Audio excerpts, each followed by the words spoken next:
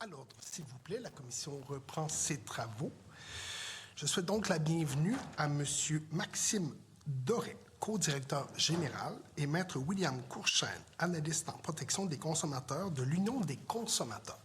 Bonjour, messieurs, bienvenue à la commission. Je vous rappelle que vous disposez de 10 minutes pour votre exposé, puis nous procéderons à la période d'échange avec les membres de la commission. Je vous invite donc à vous présenter et à commencer votre exposé. Bonjour, donc je suis Maxime Doré, co-directeur général à l'Union des consommateurs. Alors, monsieur le Président, Monsieur le Ministre, Mesdames, Messieurs les députés, alors je vais commencer tout d'abord par en fait vous présenter mon collègue William qui est avec moi aujourd'hui, donc Monsieur William Courchaine, donc analyste en protection des consommateurs. Et tout simplement vous dire Union des consommateurs, donc on est un regroupement de 16 associations de défense des droits des consommateurs et là je suis en visio et je viens de perdre mes notes. Donc voilà, donc Union des consommateurs, donc qui regroupe 16 associations de défense des droits que vous connaissez vraisemblablement comme étant les ACEF. Alors, en plus de défendre les droits des consommateurs, notre équipe d'analystes et de juristes s'intéresse de près aux politiques publiques, sociales, fiscales, aux télécommunications, aux enjeux énergétiques, la protection des données personnelles, la vie privée, les finances personnelles et l'endettement. Et évidemment, à l'Union des consommateurs, on a un souci particulier pour les ménages à faible ou modeste revenu. Alors, merci à la Commission de nous offrir l'opportunité aujourd'hui de vous présenter nos principales recommandations relativement au projet de loi numéro 10.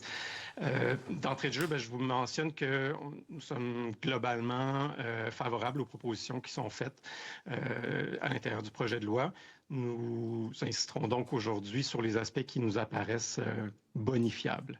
Donc, mon collègue William se penchera plus en profondeur sur les détails du projet de loi. De mon côté, je vais plutôt vous faire une introduction plus globale, macro, sur certains des enjeux qui sont abordés. Notre principale réserve concerne la question de la revente de billets. En fait, on reconnaît que l'objectif du gouvernement est tout à fait louable, d'améliorer l'encadrement de la revente. On pense que c'est tout à fait souhaitable.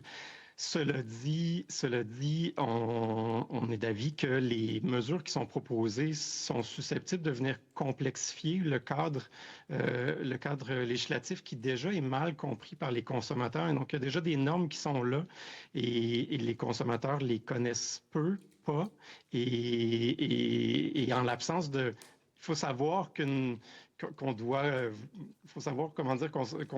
retrouver une mention pour comprendre qu'il y a un problème si la mention n'y est pas. Et là, en l'occurrence, c'est souvent ce qu'on constate là, de la part des consommateurs, c'est qu'ils ne savent pas ce qui devrait être mentionné. Et donc, nous, on a une proposition qui est beaucoup plus simple, beaucoup plus mur à mur. On pense que les enjeux de revente de billets nécessite une action beaucoup plus forte, qui est d'interdire la revente de billets de spectacle à un prix supérieur au prix initial. Point. Donc, beaucoup plus simple. On vient gérer de cette façon-là la quasi-totalité des irritants du système actuel et pour les plateformes qui pourraient prétendre qu'on met à risque leur capacité de fonctionner, leurs bénéfices, etc., mais en fait, il y a la possibilité que des frais soient chargés pour la revente de billets, mais cela dit des frais raisonnables et encadrés par voie légale et un encadrement qui est objectif, donc chiffré vraisemblablement en pourcentage. Et donc, c'est notre principale réserve et notre principale recommandation sur l'aspect des billets. Et puis autre petit commentaire rapide sur l'article 272.1.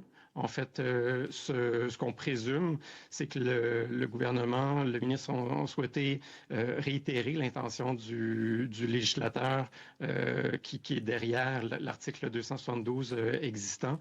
Et donc, on est tout à fait favorable à cet ajout-là parce que c'est tout à fait conforme à notre lecture et à notre compréhension de l'article 272. Donc, voilà. Alors, sur ça, je passerai la parole à William. Merci. Donc, chers membres de la Commission, je tiens à vous remercier de nous recevoir aujourd'hui dans le cadre de l'étude du projet de loi numéro 10. Je commencerai tout de suite mes commentaires en vous parlant de l'article 187.28.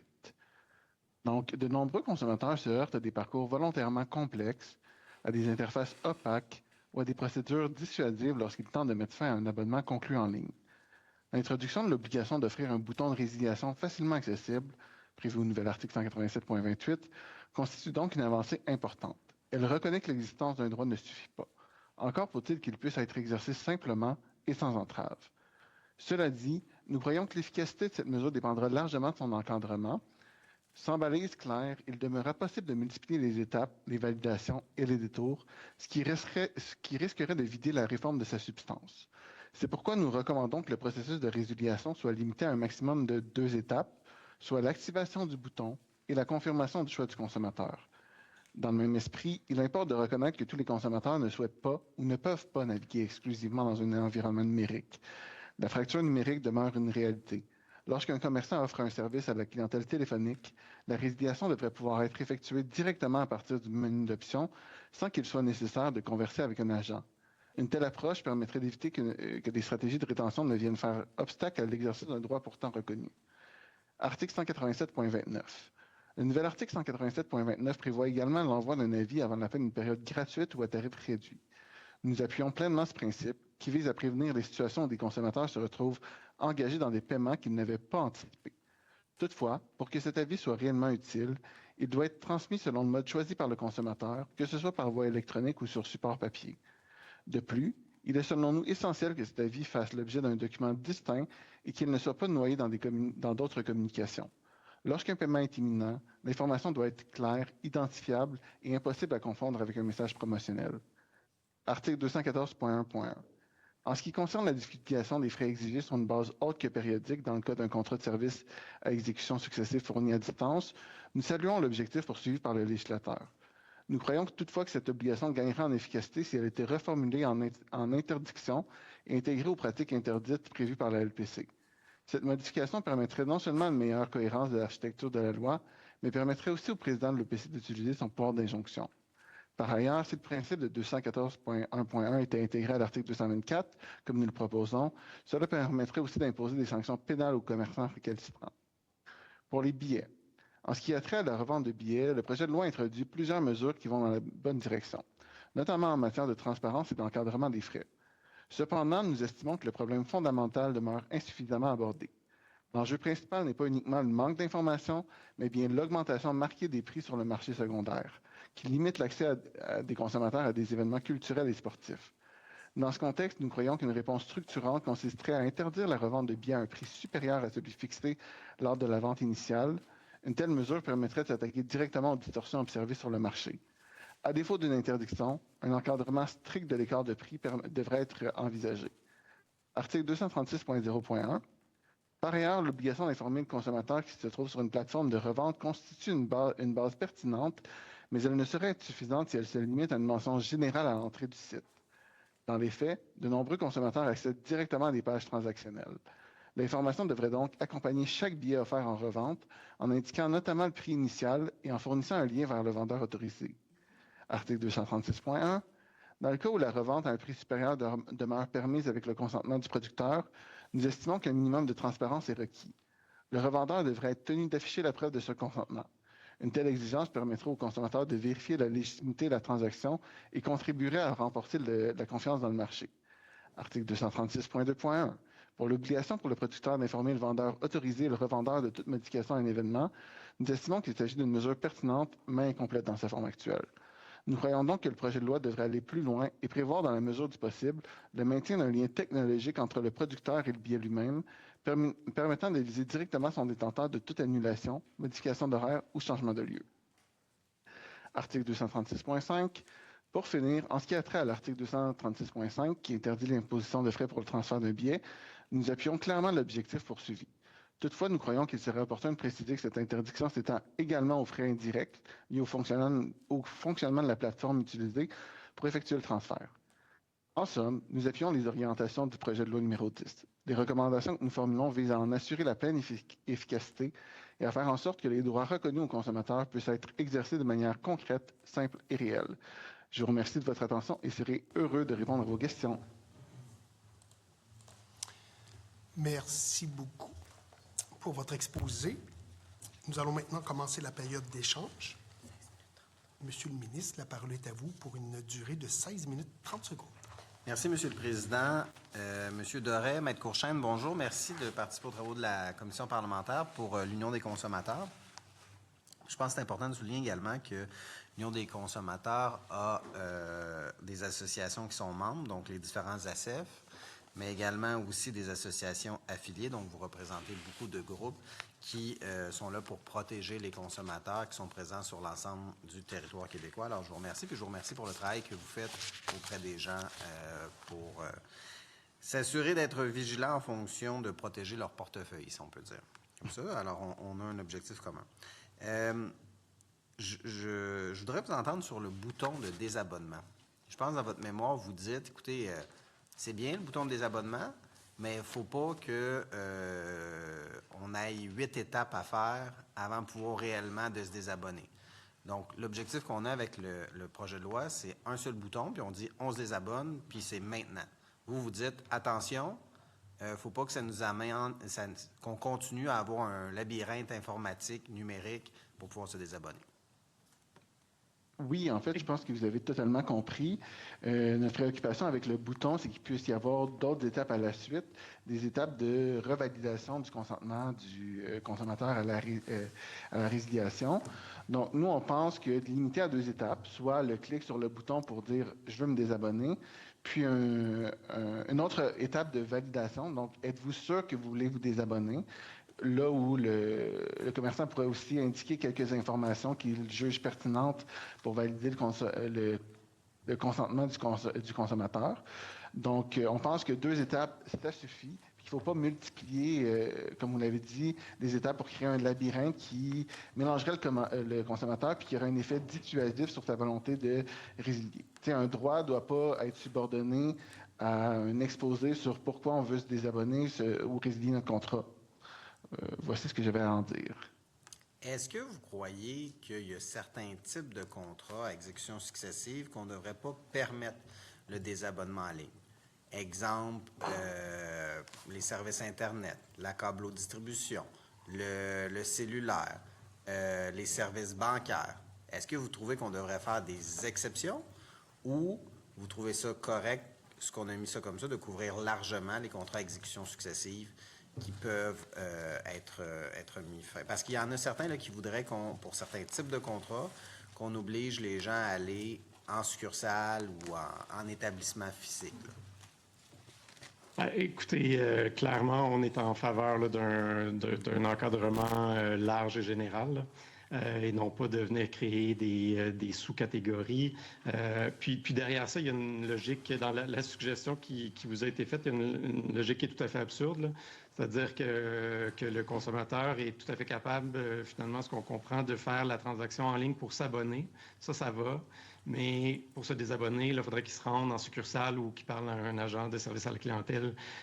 Donc, c'est 2 poids, 2 mesures. Donc, si c'est bon pour s'abonner, c'est bon aussi pour se désabonner. Puis s'il y a des préoccupations pour certains types de contrats pour lesquels il pourrait y avoir, par exemple, des conséquences, disons, certaines réactions en chaîne liées à un premier contrat, bien, d'une part, c'est peut-être une pratique qui pourrait s'améliorer par la bande, c'est-à-dire que finalement, s'assurer que tous les morceaux de différents contrats soient complètement indépendants les uns par rapport aux autres, là. Donc déjà, ça, c'est problématique. Alors si on a un bénéfice par la bande à travers ça, tant mieux. Mais sinon, ben, tout simplement aviser adéquatement le consommateur des conséquences ou des impacts qu'il doit prendre en considération dans son choix. Et ça, cette information-là est facile à transmettre, à notre avis. OK, donc essentiellement, je comprends, ce qui est bon pour Pitou est bon pour Minou. Donc, exact. Si on est capable de s'abonner en ligne, on devrait être capable de se désabonner en ligne aussi. Oui, absolument. Okay. Absolument. Puis, je peux parler de cas personnels. ajout d'une chaîne, par exemple, sur un forfait de télévision web, ben ça se faisait très bien en ligne par un simple clic. Mais par contre, pour la retirer, là, il fallait que je parle à un agent de service à la clientèle, que je passe 30 minutes au téléphone. Deux poids, deux mesures, aucune pertinence, aucune justification à ce double mécanisme-là, sinon que de retenir la clientèle pour éviter que la personne se désabonne. Les consommateurs là, qui vous appellent là, pour vous exposer des situations comme ça, là, c'est quoi leur sentiment? Tu sais, quand ils essaient de se désabonner, là, puis ils cliquent, puis là, ça les ramène à un autre endroit, où il faut qu'ils prennent le téléphone, qu'ils aillent en magasin, là. Après ça, ils doivent vous appeler des fois, là. Dites-nous ce qu'ils vivent. Dites-nous ce qu'ils vivent. Le temps, c'est de l'argent. Hein? Donc, les consommateurs, ben, quand ils veulent se désabonner d'un service, puis que leur décision elle est prise, ils veulent pouvoir enclencher le mécanisme de façon simple et directe. Donc, oui, il y a de la frustration. Et des fois, c'est ne serait-ce que de retrouver où est-ce qu'on se désabonne, et d'où l'intérêt du fameux bouton. Mais malgré tout, on le sait que c'est vraiment un labyrinthe. Et donc, le plus qu'on va enlever d'irritants, le plus qu'on va enlever de freins au désabonnement, le mieux ce sera pour les consommateurs. Donc, il faut que ça soit simple et direct. Peut-être une dernière question avant de céder la parole à mes collègues. Là. Vous dites, pour les billets de spectacle, on ne devrait pas permettre la revente d'un billet de spectacle à un prix supérieur à celui qui est affiché originalement. Là, il y a certains pays qui ont fait ça, mais ce qu'on semble constater, c'est que ça amène une multiplication des sites de revente illégaux. Vous n'avez pas peur que si on fait ça, plutôt que de l'encadrer, comme on le fait présentement, ça amène à une explosion de sites de revente illégaux? Déjà, il y a certains types de sites actuellement qui agissent pas mal illégalement. Donc, c'est quoi votre opinion par rapport à ça, par rapport aux sites illégaux? En fait, si on regarde le résultat, hein, parce que finalement, là, pour le consommateur là, qui achète son billet légalement ou illégalement, je pense que la première considération, c'est le prix qu'il va payer. Puis là, en ce moment, mais quand on constate que pour certains prix de spectacle, le prix peut parfois tripler, bien, si le prix d'un spectacle peut tripler alors qu'on est sur une plateforme légale, quel est l'intérêt? Quel est l'intérêt de dire on va encadrer cette plateforme-là légale? Au moins, je me dis, pour le consommateur, à partir du moment où la règle, elle est claire, et non pas c'est légal s'il y a une autorisation du producteur, mais là, je ne sais pas s'il y a l'autorisation du producteur, je ne l'ai pas vu, et je ne sais peut-être même pas que cette règle-là existe. Bref, pour nous, ça, c'est comme... On comprend l'esprit, on comprend l'idée, on comprend l'objectif, mais ça nous apparaît... je vais être plate, mais un peu gadget, parce que dans le fond, là, ici, c'est pas la tapette à mouche qu'il faut sortir, c'est le bat de baseball. Puis on pense que la solution la plus simple, la plus concrète, la plus directe, avec l'effet le plus simple pour le consommateur, c'est celui-là. Alors, de cette façon-là, en plus, on va en quelque sorte discipliner une industrie. Puis oui, il va y avoir un ménage. Cela dit, on n'interdit pas les frais. On dit les plateformes pourront se prendre une cote, finalement, des frais sur le prix des billets. Évidemment, on précise, il faut que ce soit encadré, il faut que ce soit un encadrement qui est objectif par voie légale, mais assurément, on souhaite que ça soit très, très clair, simple pour le consommateur, puis on n'en trouve pas de plus simple et de plus clair et de plus efficace comme mesure. Excellent. Merci beaucoup pour votre présence en commission parlementaire. Merci à vous. Merci, M. le ministre. Est-ce qu'il y a d'autres commentaires de la partie gouvernementale? Je cède la parole à Mme la députée de Charlevoix-Côte-de-Beaupré pour une période de 7 minutes 40 secondes. En fait, j'aimerais, on l'a un peu abordé, mais qu'est-ce qui est le plus irritant pour les consommateurs? Parmi tout ce qui touche la revente de billets et les spectacles. Qu'est-ce qui revient au niveau des plaintes, au niveau de vous, quand vous contactez des entreprises? Le feedback, en fait, la rétroaction que vous avez? Bien, en fait, il y a beaucoup l'aspect, le manque de transparence ou l'obscurantisme ou l'obscurité, en tout cas, qui entoure le processus. Les billets qui, en quelques minutes, disparaissent, se volatilisent des plateformes officielles. Puis là, tout à coup, on les retrouve quelques minutes plus tard sur des sites de revente à des prix pas possibles. Donc, ça, il y a comme une espèce de... comment, ils sont passés où les billets, puis comment ça se fait que tout ça est possible? Et oui, il y a une frustration parce que finalement, les consommateurs finissent par se résigner à cet état de fait-là, dire, ben dans le fond, c'est le même.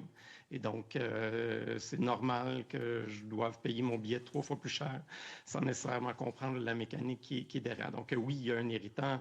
Il y a un irritant de ne pas comprendre qu'est-ce qui se passe, c'est quoi les mécanismes obscurs derrière, et par ailleurs de devoir payer évidemment un prix abominable. Là. Je pense qu'abominable est pas est le mot approprié. Là. Donc, et en plus, ben, les artistes nous disent que bien souvent que leur spectacle ne justifie pas ce prix-là, et c'est pas le prix qu'ils souhaiteraient voir affiché. C'est justement une de mes prochaines questions, puis je ne serai pas populaire, mais dans les consultations, il y a des gens de l'industrie qui nous ont dit le prix des billets n'est pas assez élevé au Québec. Ça n'a pas suivi nécessairement l'inflation. Donc, les gens sont prêts à avoir un billet. Souvent, c'est émotif, aller voir un spectacle, un artiste qu'on aime. Les gens sont peut-être prêts à payer un peu plus. Est-ce que le prix des billets au Québec n'est pas assez élevé? Et ça donne une marge de manœuvre pour la revente, de le vendre à un prix plus cher que le consommateur est prêt à payer. Je ne sais pas si vous me suivez. Bien, je pense que je vous suis. Je trouve ça assez particulier comme argument, dans le sens que les producteurs, les artistes sont bien libres de déterminer le prix de vente. Et donc, s'il n'est pas suffisamment élevé à leur goût, je ne comprends pas qu'est-ce qu'on a à voir là-dedans. Cela dit, moi, je pense qu'il faut se questionner, puis on en fait mention dans le mémoire. Bien, jusqu'à quel point, justement, les plateformes de revente ne sont pas une espèce de mécanisme obscur pour faire par en arrière ce que les producteurs n'osent pas faire par devant. Puis là, je ne veux pas faire de généralité. Je sais que c'est pas partout, mais en même temps, je pense que quand on regarde l'état de situation, je ne parviens pas à une autre conclusion que de dire que dans bien des cas, finalement, les producteurs laissent partir leurs billets et vers des plateformes de revente en toute connaissance de cause, parfois avec des ententes. Mais évidemment, les ententes, les consommateurs ne connaissent pas leur nature, ne savent des fois même pas qu'il y a une entente. Et donc, moi, ça, je trouve ça quand même particulier que les producteurs nous disent que leurs billets ne sont pas assez élevés. Ben, s'ils ne sont pas assez élevés, qu'ils les montent, les prix. C'est pas nécessairement les producteurs qui ont dit ça, mais allez-y. C'est pas ce que je souhaite, évidemment. Je pense que la culture, c'est important que ça reste accessible. Et en ce moment, ben, on a le phénomène inverse que bien des billets, les prix explosent et puis ça devient inaccessible pour beaucoup de consommateurs. Et justement, dans la captation un peu de plus-value, quand il y a une revente, c'est pas de l'argent qui va à l'industrie, qui va à l'artiste et qui valorise un peu le travail qui a été fait derrière le spectacle. Ça aussi, c'est quelque chose, j'imagine, qui est dénoncé? Absolument. En fait, c'est évidemment notre préoccupation est davantage pour les consommateurs. Donc, je réservé mes commentaires là, sur l'aspect positif ou négatif là, pour les producteurs et les artistes, mais assurément que oui, c'est des sommes qui leur échappent. Par ailleurs, c'est des sommes qui tombent à contrario dans la poche de d'autres intervenants. À l'utilité sociale, en toute franchise, bien limitée en ce qui me concerne. Donc, on comprend qu'on a besoin des plateformes de revente pour s'assurer qu'une personne qui ne peut plus, par exemple, aller au spectacle pour lequel elle a acheté un billet puisse le revendre. Mais à ce moment-là, le fait de permettre la revente, mais à un prix au maximum égal à ce qu'elle a payé, nous apparaît tout à fait fonctionnel comme mécanisme pour ne pas rester pris avec un billet dont on n'a plus besoin. Mais sinon, je vous dirais que c'est une industrie qui, à mon sens, l'industrie de la revente, sert pas à grand-chose, sinon que de spolier les consommateurs puis certains producteurs. Si on reste de l'avis des... Allez-y. Si on reste avec le point de vue des consommateurs, je pense qu'il est mieux mettre leur argent et le donner aux artistes, à l'industrie culturelle, plutôt que l'envoyer dans les poches de gens qui ne connaissent pas, qui font des profits immenses sur un service qui n'existe pas. Et j'aimerais vous... Oui, allez-y. En fait, et j'allais juste ajouter un dernier ingrédient, c'est le fait que finalement, les consommateurs achètent des billets de, en théorie, quelqu'un dont en ce moment l'identité est bien souvent inconnue. Bravo d'ailleurs dans le projet de loi d'ajouter cet élément-là là, de transparence de l'identité du vendeur, parce qu'on est pas mal certain que bien souvent derrière les billets anonymes, on va trouver des producteurs, on va trouver des billetteries qui ont en fait la propre billetterie qui met les billets en vente et qui laisse entendre que ce serait un billet vendu par un privé, ce qui est vraisemblablement rarement le cas. D'ailleurs, il y a eu récemment des cas d'intervention de l'OPC dans des cas similaires où est-ce qu'on a bien démontré que c'est des pratiques répandues d'achats groupés avec plusieurs cartes de crédit par les plateformes de revente. Donc absolument, on pense que la transparence va aider beaucoup. Merci beaucoup. D'autres questions, commentaires? Bien, Il vous reste 40 secondes. Ah, eh bien, d'abord, j'aimerais juste, en terminant, parler de la transparence très, très rapidement parce que ça revient énormément quand on parle à monsieur, madame, tout le monde, pas nécessairement les organisations. Ça aussi, vous, la transparence pour dire on est sur un site de revente, pour que les gens le sachent aussi, ça, c'est... fallait agir là-dessus. Oui, puis comme mon collègue l'a dit, on pense que c'est au-delà de la simple mention en page d'accueil du site, mais bel et bien, pour chaque transaction de billet, il faut que cette information-là soit reprécisée. Puis plus que ça, on veut qu'il y ait un lien vers la plateforme originale de vente du billet et que le consommateur n'ait pas à fouiller pour savoir où est-ce que c'était vendu à l'origine. Désolé, je dois vous interrompre. C'est tout le temps de votre disposition. Je cède maintenant la parole à la porte-parole officielle de l'opposition officielle, Madame la députée de Lapinière. Vous disposez de 9 minutes 54 secondes. Merci, Monsieur le Président. Alors, merci à vous pour votre présence et pour la mémoire que vous avez déposée.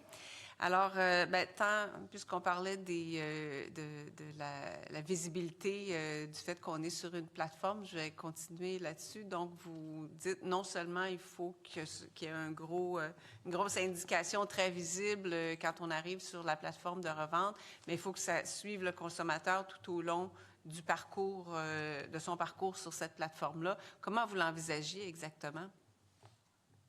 En fait, quand on regarde, là, en fait, ce qu'il faut comprendre, c'est dans la mécanique d'achat de magasinage de billets. Là, donc, on va prendre un nom comme ça, disons Taylor Swift. Bon.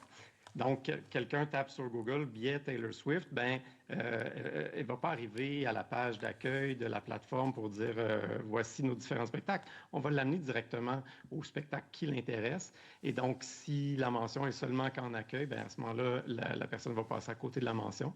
Et donc, oui, à ce moment-là, donc dès l'offre globale de ce spectacle-là qui est recherché par le consommateur, on va avoir une mention. Et ensuite de ça, bien sûr, à partir du moment où le consommateur sélectionne son billet, on ramène la mention également. Et donc ainsi de suite. Donc, finalement, s'assurer que nulle part dans le processus, le consommateur puisse passer à côté d'une information qu'on considère étant cruciale. D'autant plus cruciale que ça peut permettre aux consommateurs d'allumer et de dire je vais aller voir s'il n'en reste pas des billets disponibles à un coût moindre sur la plateforme d'origine. Et je vais savoir en plus quel était le prix d'origine. Alors ça, et d'ailleurs, j'étais intéressé par les commentaires là, de l'industrie du disque là, plutôt à l'effet que c'est... J'oublie mon idée. Je vous laisse poser votre question, désolé. En fait, c'est que non seulement le bouton qui...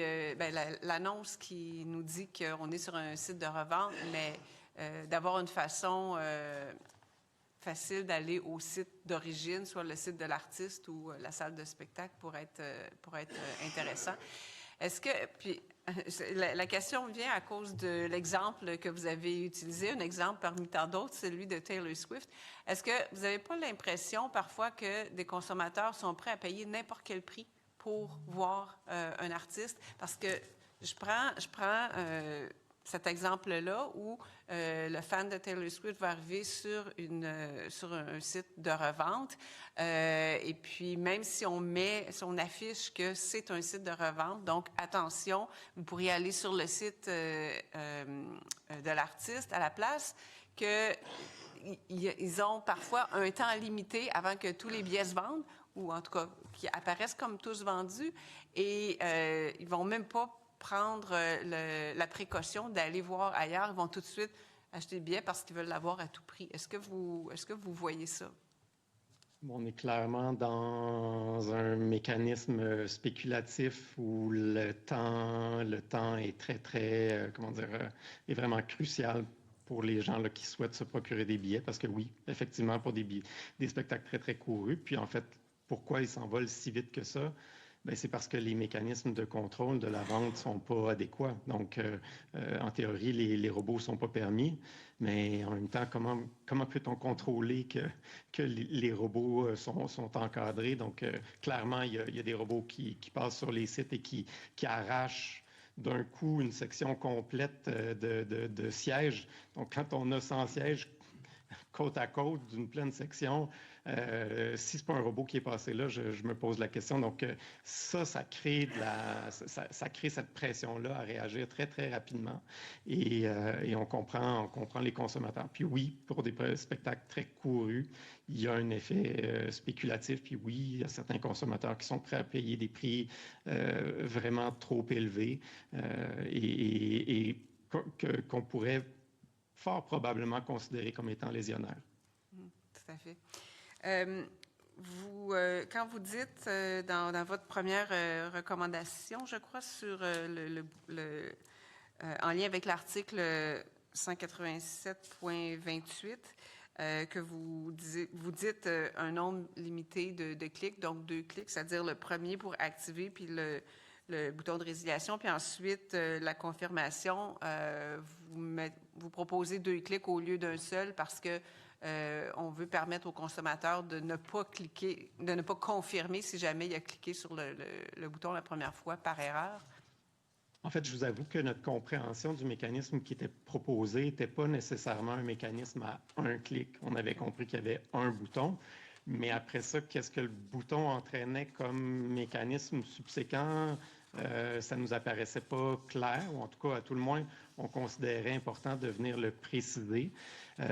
Pour ce qui est de l'aspect de la confirmation, on n'est pas là ici pour vous dire que ça devrait être plus compliqué de résilier un abonnement, mais par contre, il y a toujours un principe assez généralement utilisé en ergonomie web ou de ce type de comportement web-là, qui est l'espèce de cran de sécurité, là, de dire, ben, je ne veux pas accrocher par erreur le bouton puis me retrouver désabonné de mon service de téléphonie cellulaire. J'aimerais au moins qu'on me dise, êtes-vous bien sûr de vouloir vous désabonner. Donc, et puis, généralement, de toute façon, ça nous envoie, tout dépendant par où on passe, évidemment, est-ce que c'est un courriel ou autre, bien, après ça, ça nous envoie vers la plateforme transactionnelle où est-ce que là, on est identifié. Et donc, ça m'apparaît, en tout cas, difficilement évitable d'avoir 2 clics, à moins d'être déjà dans la plateforme. Puis de façon générale, c'est déjà pas mal ce qu'on voit dans la mécanique qui est appliquée pour les courriels indésirables. Donc, on clique en disant « je veux me désabonner ». On atterrit sur une page web qui nous dit « confirmez-vous votre désabonnement ». Parfois, c'est automatique, mais généralement, mais là, on s'entend qu'entre se désabonner d'un courriel indésirable puis se désabonner par exemple, d'un contrat de téléphonie, il y a quand même une petite nuance, là, et on pense qu'un cran de sécurité, c'est pas nécessairement un frein très, très, très, très problématique. Ouais. Parfait. Puis notre but, c'est pas d'ajouter une couche de complexité supplémentaire. C'était vraiment dans notre interprétation qu'on a fait de l'article, on pensait qu'il était nécessaire de spécifier un nombre précis d'étapes, parce que c'est sûr que lui permettant d'exercer aisément ce droit de résiliation-là, ça peut être interprété de façon différente. Donc, on croit qu'il est pertinent, justement, de spécifier le nombre d'étapes nécessaires pour le droit de résiliation. Merci. Et de plus en plus... excusez-moi, peut-être juste rajouter un petit élément là-dessus. de plus en plus, on penche pour un encadrement avec des normes objectives parce que ce qu'on constate, c'est que quand on est parfois trop imprécis dans les attentes, premièrement, c'est qu'il faut plus vraisemblablement aller se tourner vers les tribunaux pour obtenir gain de cause. Puis ce qu'on constate également, c'est qu'on est beaucoup en mode chat et souris avec les commerçants qui cherchent la craque pour s'y engouffrer. Donc, on l'a vu avec différents éléments, même récents en matière de protection là, du consommateur. Et dès que, finalement, il faut vraiment parfois les tenir par la main puis leur dire, c'est là qu'on s'en va. Vous avez dit très clairement que s'il n'en tenait qu'à vous, vous rendriez les plateformes de revente de billets illégales. C'est ce que j'ai compris. Donc, qu'il n'y ait pas de revente, de possibilité de revente de billets sur ces plateformes-là. Je me permets de nuancer, oui. Allez-y. William. C'est ça, pas nécessairement. Dans le fond, nous, on trouve qu'il peut être nécessaire dans certaines situations. Par exemple, si vous êtes malade, vous savez que vous ne pourrez pas aller à un spectacle en particulier, il peut être nécessaire d'avoir la possibilité de revendre votre billet, mais pas à un prix supérieur. Donc, on ne veut pas que cette occasion-là permette à n'importe qui de faire du profit. Tu sais, si tu sais que tu ne pourras pas aller à un spectacle parce que tu es malade, tu as un empêchement quelconque, ben tu veux pas nécessairement faire du profit avec ça, tu veux juste ne pas trop perdre d'argent. Donc, ce qu'on dit, nous, c'est que oui, il peut y avoir revente, mais juste pas faire des profits faramineux avec ça. Mais là, vous allez dans la revente, même entre deux individus, là. En fait, on est en mécanique de droit de la consommation, donc entre un commerçant et puis un particulier, donc un consommateur. Et donc, dans ce cas-là, on vise des commerçants. Et en fait, pour être juste plus précis sur la question, est-ce qu'on veut que les plateformes soient illégales? Ce n'est pas les plateformes comme telles qui sont illégales ou pas. Ce qu'on vise, c'est de rendre illégal le fait de vendre à un prix supérieur un billet de spectacle que son prix initial. Alors, c'est vraiment ce mécanisme-là. Puis comme on disait, avec la possibilité que des frais soient permis pour les plateformes, là, mais évidemment des frais qui sont limités et encadrés de manière stricte et objective. Merci. Est-ce que, M. le Président, 6 minutes. Il y a 6 minutes qui ont été rajoutées. D'accord.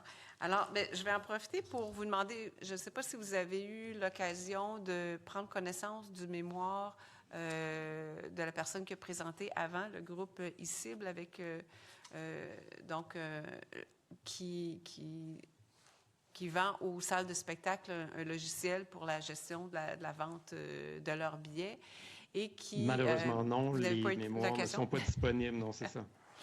D'accord. Alors, si vous avez l'occasion de le consulter plus tard, c'est quand même, il portait, je trouvais, un éclairage intéressant, en ce sens que il nous disait comment fonctionne l'écosystème de l'artiste qui a un producteur et de la salle de spectacle qui est le diffuseur et qui a des ententes entre le producteur et le diffuseur qui est la salle de spectacle, et qu'on pourrait aller là s'assurer qu'entre les deux, parce qu'il existe déjà des ententes entre les deux, que soit indiqué là, que la salle de spectacle puisse dire oui ou non à l'utilisation d'un site de revente. Et en fait, ce qui nous mettait en lumière, c'est que la salle de spectacle, qui est le diffuseur, qui est celle qui gère les difficultés quand il y a des difficultés avec des billets revendus parce que les gens ne savent pas, n'ont pas été avisés que l'heure ou la date du spectacle a été changée, etc.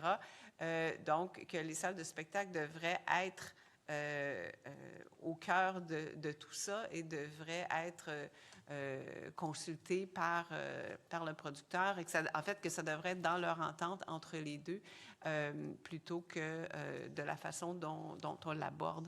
Alors, mais si vous n'avez pas pu entendre le groupe précédent ou consulter le mémoire, c'est difficile, je comprends, pour vous de vous... Mais je vous avoue que je veux revenir peut-être aux fondamentaux. Quel est l'intérêt pour un producteur de permettre à une plateforme tierce de revendre des billets à un prix supérieur que lui les a affichés? Mais il n'y en a pas. C'est ce que le précédent nous disait, c'est qu'il n'y en a pas. Que c'est pas de cette façon-là que ça fonctionne nécessairement. Alors, je cherche encore, je ne suis pas capable de m'expliquer autrement que, comme je vous disais plus tôt, finalement faire peut-être par derrière ce qu'on n'ose pas faire par devant, c'est-à-dire afficher les billets à un prix qui pourrait peut-être apparaître comme étant prohibitif, d'autant plus quand on a des producteurs qui organisent des événements subventionnés par des fonds des gouvernements fédéraux, fédéral, provincial, municipaux. D'accord, merci. Un point intéressant que vous avez soulevé, les plateformes téléphoniques de service à la clientèle. Donc, vous nous dites en fait que les commerçants qui offrent une plateforme téléphonique de service à la clientèle devraient être tenus d'inclure dans le menu d'options un mécanisme simple et facilement accessible permettant aux consommateurs de résilier son contrat. Est-ce que vous voulez nous en parler un petit peu plus? Oui, William? oui, dans le fond, c'est ça. On pense qu'il y a encore aujourd'hui, en 2026, une énorme fracture numérique pour certaines personnes. Puis c'est sûr que les personnes qui ne sont pas à l'aise de naviguer dans le numérique vont probablement être plus à l'aise de naviguer avec un système de service à la clientèle téléphonique. Par contre, ces gens-là n'ont pas nécessairement 2 heures à passer pour attendre de parler à un agent. Donc, on voudrait laisser la possibilité à ces gens-là de, justement, qu'il n'y ait pas de bouton, mais qu'il y ait une option spécifique pour eux pour se désabonner sans avoir à passer par l'entremise d'un agent, puis à avoir à attendre plusieurs minutes, voire plusieurs heures. D'accord. Je vous remercie beaucoup. Est-ce que vous aviez peut-être un point sur lequel vous voudriez insister qui n'aurait pas été touché pendant les échanges ou pendant votre mémoire? Ou est-ce que ça fait le tour? Moi, je pense que j'aimerais revenir sur l'article 214.1.1. Dans notre mémoire, on dit qu'il est quand même... qu'on pense qu'il serait pertinent d'inclure le principe de l'article dans les pratiques interdites. On est conscient que, à l'heure actuelle, dans la mouture du projet de loi actuel, il y a toujours la possibilité de sanctionner un commerçant qui ne se conforme pas à l'article avec une sanction administrative pécuniaire, mais pour permettre la pleine pénalisation pas pénalisation genre pénale, mais pour permettre que les commerçants récalcitrants soient sanctionnés, ce serait intéressant de le mettre dans les pratiques interdites, notamment l'article 224 de la loi, pour qu'on puisse s'assurer que, justement, il y a une sanction pénale qui puisse être donnée, puis que le droit en fait, le pouvoir du du président de l'OPC de faire une injonction soit fonctionnel. Parce qu'il peut faire ça notamment pour les pratiques interdites, mais là, comme l'article n'est pas dans les pratiques interdites, il y aurait seulement une sanction administrative pécuniaire qui pourrait être octroyée, imposée, selon ma compréhension. Donc, pour vraiment... Je suis désolé, c'est tout le temps dont nous disposons. Monsieur Doré, Maître Courchaine, merci beaucoup pour votre contribution aux travaux de la Commission. Je suspends les travaux quelques instants afin de permettre au prochain groupe de prendre place. Merci.